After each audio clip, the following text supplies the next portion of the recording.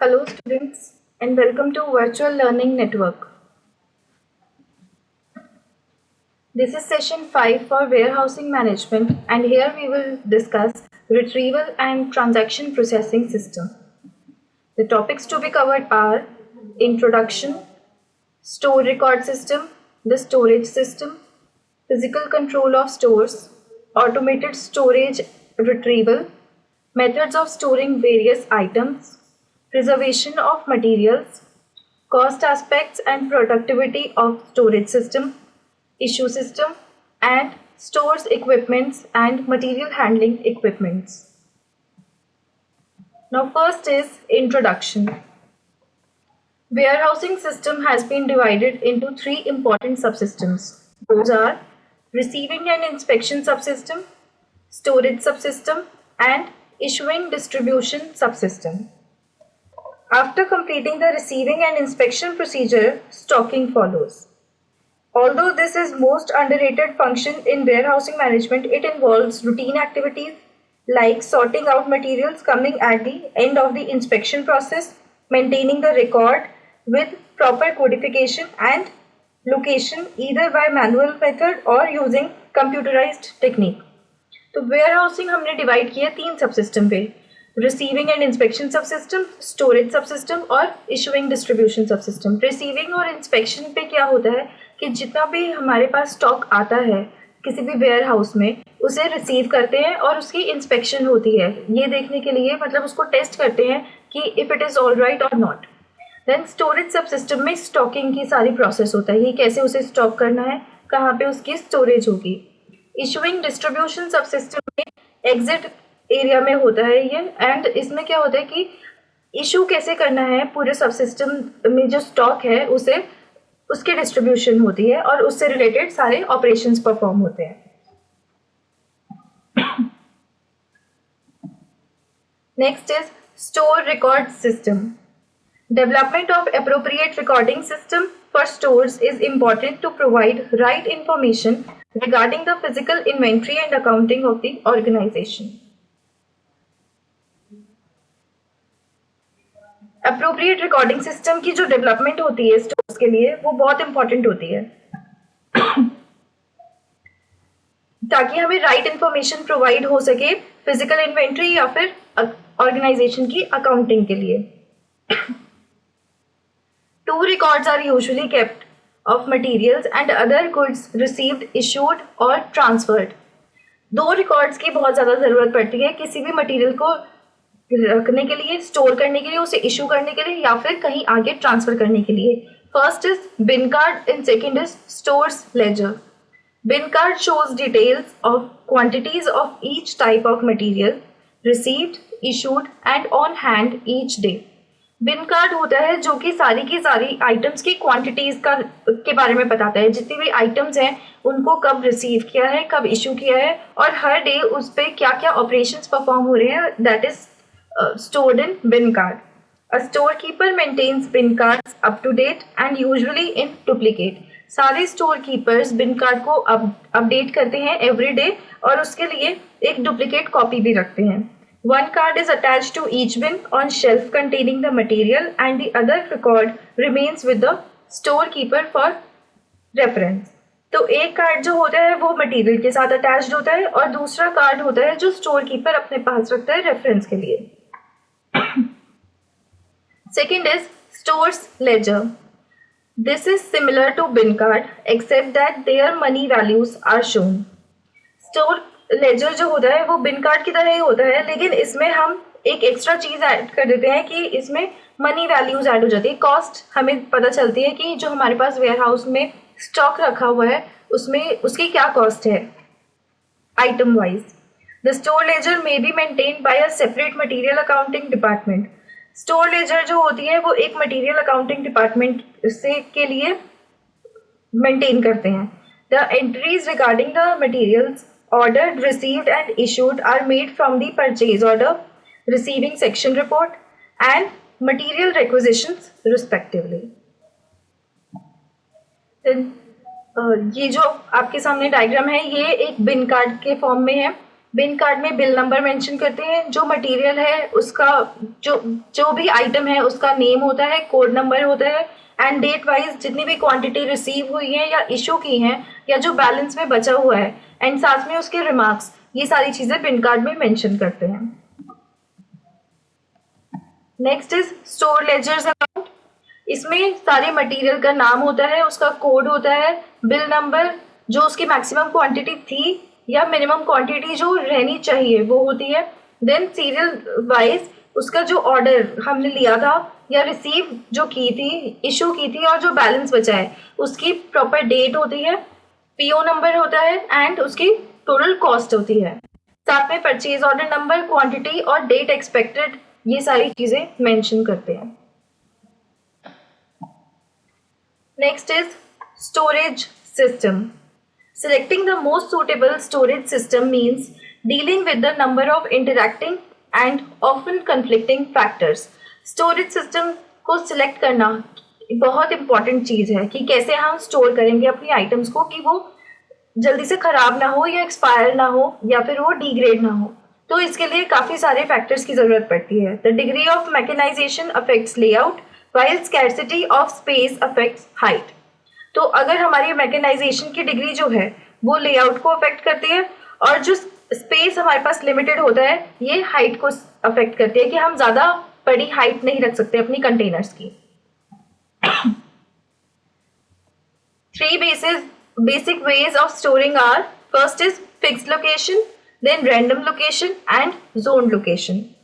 Fixed location means that while stock can be found immediately without a complex system of recording, there can be a considerable waste of space. Fixed system में क्या होता है कि जो stock है वो immediately हम ढूंढ तो सकते हैं लेकिन इसमें space wastage बहुत ज़्यादा होती है। Then second is random location, which means space is better utilized. Space हम better utilize कर सकते हैं इस storage के way में, and but good and elaborate records have to be kept about where the materials are. तो elaborate records की जरूरत पड़ती है इसमें, जो हमें documentation रखनी पड़ती है कि कहाँ पे हमारे कौन सा material available है। Then third is zoned location या फिर zonal location, which means that goods of a particular product group are stored in a given area. कि एक zone के अंदर हम अपने goods एक particular product को store करते हैं। They may be randomly stored in a zoned location or stored according to a fixed location. उस जोन के अंदर हम रैंडमली भी स्टोर कर सकते हैं या फिर फिक्स लोकेशन पे भी स्टोर कर सकते हैं। बेसिकली जोन लोकेशन में हम अलग अलग जोन्स बना देते हैं अपने वेयर हाउस में। Next is physical control of stores. The commonly followed system for physically controlling stores materials are closed store system, open store system and random access store system. Closed store system में क्या होता है कि in such a system all materials are physically stored in a closed और controlled area. जैसे नाम से पता चल रहा है कि जो स्टोर सिस्टम है वो क्लोज्ड होता है, सारे जो मटेरियल है हमारे वो एक क्लोज्ड या फिर कंट्रोल्ड एरिया में स्टोर होते हैं, usually kept in physical control by locking. Only stores personnel are permitted to enter the stores area. जो सिर्फ स्टोर्स पर्सनल यानी कि जो एम्प्लॉयज वेयर हाउस में काम कर रहे हैं सिर्फ उन्हीं को परमिशन होती है स्टोर के अंदर जाने के लिए। Next is open store system. In this system no separate room store room exist, the material is stored as close to the point of use as is physically possible. तो open store system में क्या होता है कि सब कुछ open में रखा होता है, जहाँ पे उस मटेरियल की जरूरत होती है वहीं पे वो अवेलेबल होता है, तो इसलिए कोई सेपरेट रूम नहीं होता और एक्सेस भी सबको होता है, तो इसलिए कुछ भी कॉन्फिडेंशियल नहीं रहता या फिर उसकी सिक्योरिटी बहुत कम होती है। Third is random access store system. This is a typical kind of closed store system in which no material has a fixed location. जैसे नाम से पता चल रहा है सारे जो मटेरियल है वो रैंडमली डिस्ट्रीब्यूटेड होता है, किसी की भी फिक्स लोकेशन नहीं होती। All materials are stored at random locations throughout the store room. Next is automated storage और retrieval. Significant developments have taken place in the area of store management in the past few decades. काफी सारी significant developments हुई है where housing management में। And the concept of a totally automated storage and retrieval system has been inviting the attention of professionals to match the storage system with the rapid development in the technology. तो जो automated storage का concept है, obviously सब advance system चाहते हैं अपने organisation या company के लिए, जहाँ पे वेयर हाउस में सारी आईटी टेक्नोलॉजी एडवांस्ड हो, बिल्कुल नई हो टेक्नोलॉजी। तो इसलिए सारे प्रोफेशनल्स जो हैं वो रिट्रीवल सिस्टम और ऑटोमेटेड स्टोरेज सिस्टम को ज़्यादा अटेंशन दे रहे हैं, क्योंकि इसके लिए स्टोरेज जो है उसमें रैपिड डेवलपमेंट होती है और कंपिटिटिव एडवांटेज भी मिलती है। So some of the system to improve the efficiency of automated storage और retrieval system are, first is sequencing in an optimal way by picking stocks in a signal picking tool। तो अब हम optimal वे में sequence कर सकते हैं ताकि stocks को हम एक सिंगल पिकिंग टूल में ही पिक कर सकें, जितने भी स्टॉक्स हैं या जिनकी ज़रूरत है। Then allowing a single operator to perform all storage and order picking operations in an aisle, कि एक ही सिंगल ऑपरेटर हो जो सारी परफॉर्मेंस या ऑपरेशंस को परफॉर्म करे जितनी भी स्टोरेज या ऑर्डर पिकिंग ऑपरेशंस में चाहिए होती हैं। Then make a picking list based on a single customer's order, एक पिकिंग लिस्ट बनाए एक सिंगल कस्टमर, जैसे या तो हम सारी की सारी जितना भी स्टॉक हमें एक बार में चाहिए वो साथ में ले लें, या फिर कस्टमर के हिसाब से अलग अलग ऑर्डर्स बनाए, उनकी पिकिंग लिस्ट बनाए और उस हिसाब से फिर स्टोर से स्टॉक लें। Then stores items stores item in pairs such as nuts, bolts, washers etc। Pairs में स्टोर कर सकते हैं, जैसे नट्स एंड बोल्ट्स और वॉशर्स जो होते हैं उनको पेयर में स्टोर कर सकते हैं ताकि उन्हें वहां से निकालना, इशू करना या रिसीव करना इजी हो जाए।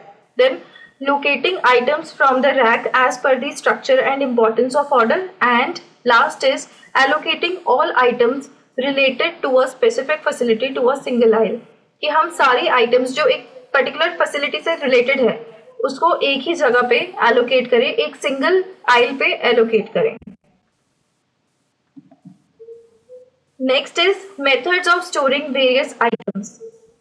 All small items of stores and parts should be kept in beans, जितनी भी स्मॉल आइटम्स होती हैं उन्हें बिन में रखना चाहिए। An identification level showing location, part number और material code number and description of the item would be affixed to one piece of the item in the bin. एक आइडेंटिफिकेशन लेवल होना चाहिए जितने भी बिन्स हैं उसके लिए, ताकि हमारी जो आइटम है उनकी एक लोकेशन हो, एक पार्ट नंबर हो, मटेरियल कोड नंबर हो और साथ में उसकी डिस्क्रिप्शन दे, क्योंकि जितनी भी आइटम्स हैं वो सारी पैक्ड होती हैं, सबको खोल के देखना is not a easy task, तो इसलिए उनके ऊपर एक आइडेंटिफिकेशन लेवल होना चाहिए ताकि हमें पता चल सके कौन से बिन में क्या है। Then second is where heavy items are stored on the ground in a shed, identification boards showing the class, art number, material code number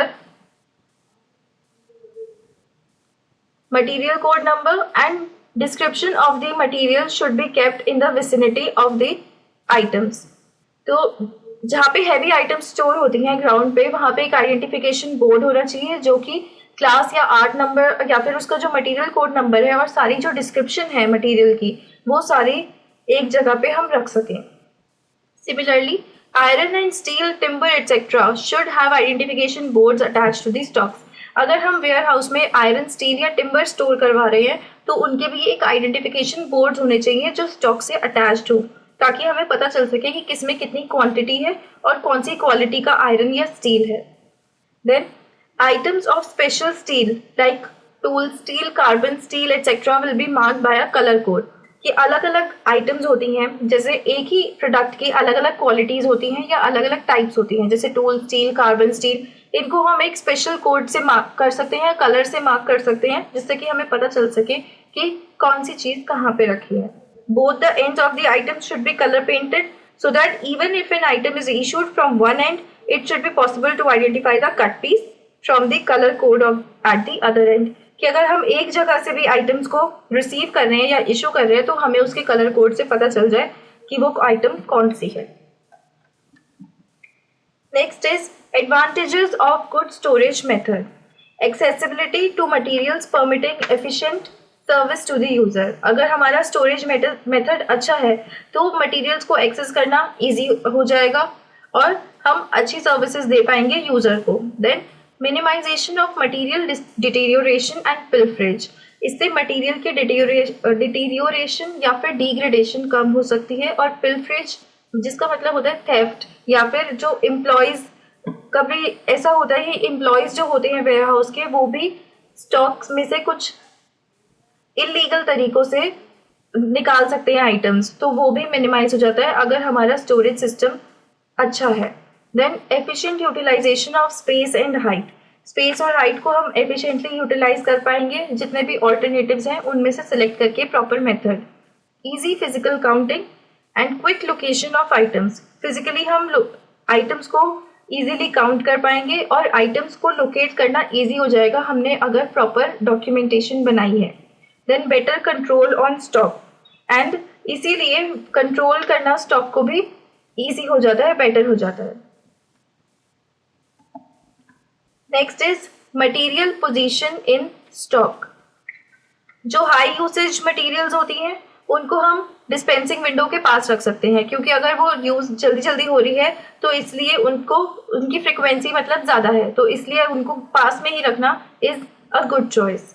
then second is heavy materials difficult to transport. जिन्हें transport करना मुश्किल होता है ऐसी materials, they should be kept near broad gangways near gate. Then third is inflammable and dangerous items. जो items dangerous हैं या जो एक्सीडेंटल इश्यूज कॉज कर सकती हैं, they should be kept open, isolated and stored in a fireproof place with sprinkle system. तो ऐसी items को फायर प्रूफ प्लेस पे स्टोर करना चाहिए। And fourth is messy items like oils, grease, pants etcetera, paints etcetera. Then dry chamber in airtight containers stored separately. जैसे oil, grease या paint है, इनको हमें एक ड्राई चेम्बर में स्टोर करना चाहिए जो एयर टाइट होती हैं, क्योंकि पेंट्स वगैरह जो होते हैं वो वोलेटाइल होते हैं, तो इसलिए हो सकता है उनकी क्वांटिटी कम हो जाए। Next is preservation of materials.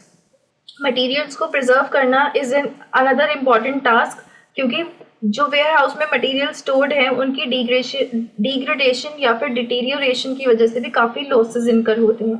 So common causes of deterioration of material in storage are, first is corrosion of material और metal and metallic items and scaling.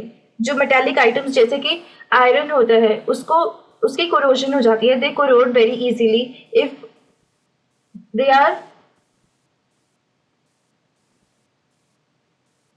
अगर उनको जंग लग जाए तो। Next is bacterial attack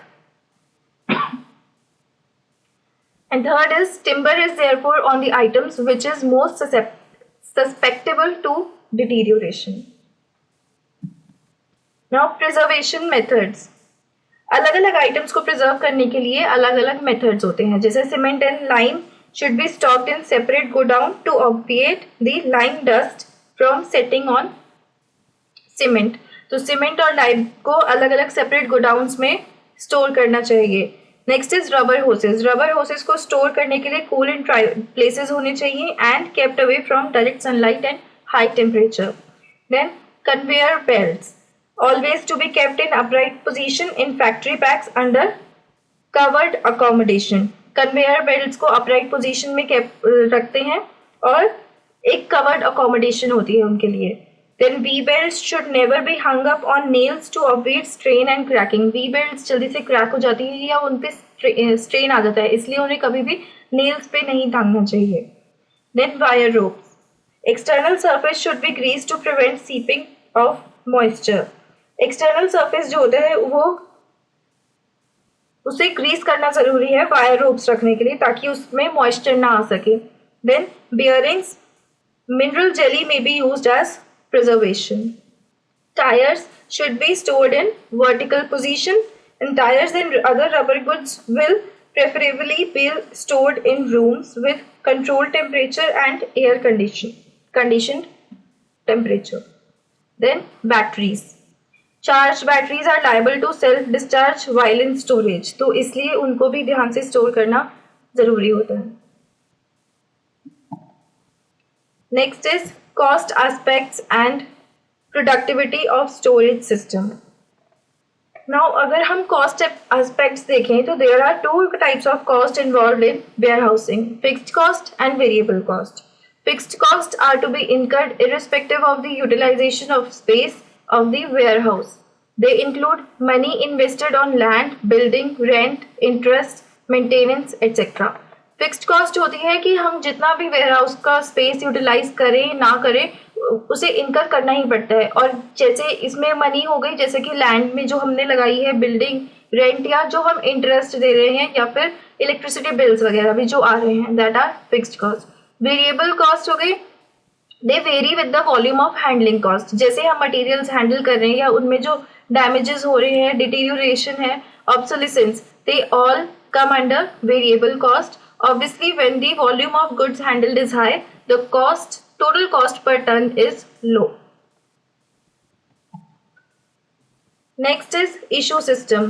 Issues of consuming departments and issues of outside suppliers for processing or conversion. ये दोनों issue system में आते हैं और इसमें होता है कि डिपार्टमेंट में जो हम कंज्यूम कर रहे हैं उसमें क्या इश्यूज हैं और आउटसाइड सप्लायर्स के जो इश्यूज हैं। In both the cases there are certain common system requirements. इनमें कुछ सिस्टम रिक्वायरमेंट्स की जरूरत पड़ती है, कुछ रिक्वायरमेंट्स होती हैं। The first aspect is the control of issues, कि हम इश्यूज को कैसे कंट्रोल कर रहे हैं। Issues are based on production programmes. Based on this and the bill of material, work orders are printed for each material quality to be issued against each component requiring that material. Issues जो होते हैं वो production programmes पे based होते हैं कि कैसे हम प्रोडक्शन हैंडल कर रहे हैं, उसके बेसिस पे इश्यूज होंगे। और इसलिए हमें एक बिल, मटेरियल का बिल रखना चाहिए और वर्क ऑर्डर्स जो होते हैं वो हम हर मटेरियल क्वांटिटी के लिए इशू करते हैं against each component requiring the material. Next is store equipment and material handling equipments. तो सबसे पहले है storing equipments.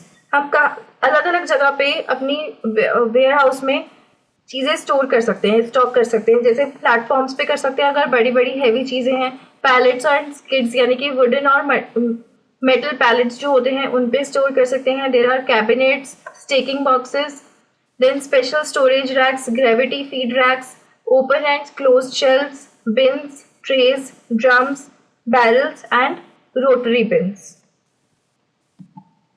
Next is material handling equipments.